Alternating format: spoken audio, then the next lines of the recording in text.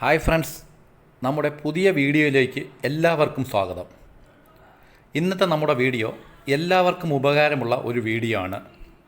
എല്ലാ വീടുകളിലും എപ്പോഴും വാങ്ങുന്ന ഒരു സാധനമാണ് നാരങ്ങ. അച്ചാറിടുന്നതിനും ജ്യൂസ് അടിച്ച് കുടിക്കുന്നതിനും കോമണായി ഉപയോഗിക്കുന്നുവെങ്കിലും ചെറു ചൂടുവെള്ളത്തിൽ നാരങ്ങാ നീരും തേനും ചേർത്ത് രാവിലെ കുടിക്കുന്നവരും നമുക്കിടയിൽ ധാരാളമുണ്ട്. ഡയറ്റിങ്ങിന് വേണ്ടിയും സൗന്ദര്യ സംരക്ഷണത്തിന് വേണ്ടിയും നാരങ്ങയുടെ ഉപയോഗം കൂടിയതോടുകൂടി വിപണിയിൽ നാരങ്ങയ്ക്ക് ഇപ്പോൾ വൻ ഡിമാൻഡാണ്.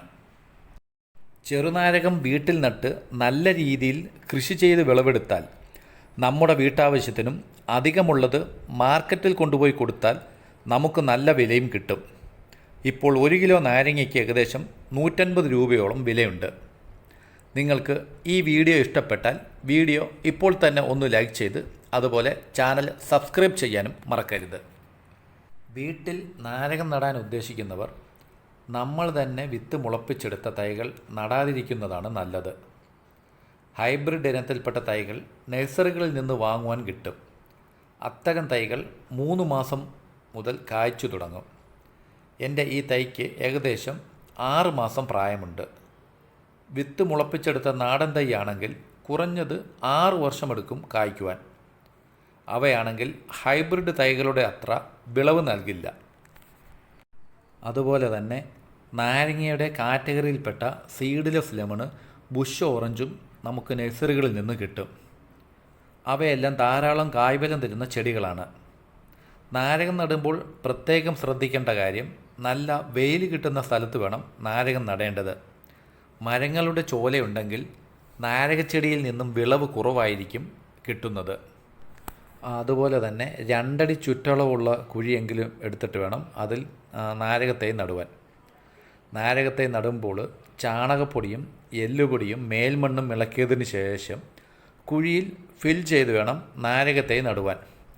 ഇപ്പോൾ ചാണകപ്പൊടി എല്ലാവർക്കും കിട്ടും, എല്ലുപൊടി നമുക്ക് കടകളിലൊക്കെ ചെന്നാൽ വാങ്ങിച്ചെടുക്കുവാൻ നമുക്ക് കിട്ടും. അതുപോലെ മഴ പെയ്താൽ വെള്ളം കെട്ടിക്കിടക്കാത്ത രൂപത്തിൽ വേണം തൈ നടേണ്ടത്.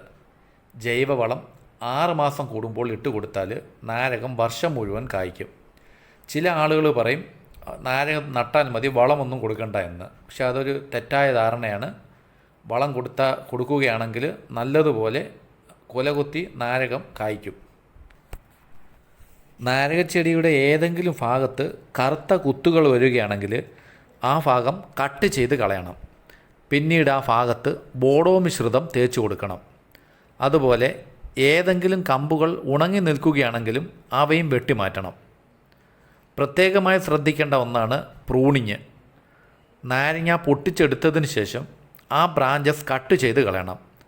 നമ്മൾ നാരങ്ങ പൊട്ടിച്ചെടുക്കുമ്പോൾ നാരകത്തിൻ്റെ തണ്ടോടുകൂടി വേണം കട്ട് ചെയ്തെടുക്കുവാൻ. കട്ട് ചെയ്തതിന് ശേഷം അവിടെ നിന്നും പുതിയ ബ്രാഞ്ചസ് ഉണ്ടാവുകയും ആ ബ്രാഞ്ചസ് എല്ലാം കായ്ക്കുകയും ചെയ്യും. പ്രൂൺ ചെയ്തതിന് ശേഷം അല്പം പൊട്ടാസ്യം അടങ്ങിയ രാസവളം കൂടി ഇട്ട് കൊടുത്താൽ നാരകം കുലകുത്തി കായ്ക്കുവാൻ സഹായിക്കും. അതുപോലെ തന്നെ ഏറ്റവും പ്രധാനപ്പെട്ട ഒന്നാണ് ഈ നാരകത്തിന് സ്യൂഡോമോണസ് ലായനി സ്പ്രേ ചെയ്ത് കൊടുക്കുക എന്നുള്ളത്. നാരകത്തിന് സ്യൂഡോമോണസ് ലായനി സ്പ്രേ ചെയ്ത് കൊടുത്താൽ ഈ നാരകത്തിനകത്ത് വരുന്ന ഫംഗൽ രോഗം തടയുകയും കായ്ഫലം കൂട്ടുകയും ചെയ്യും.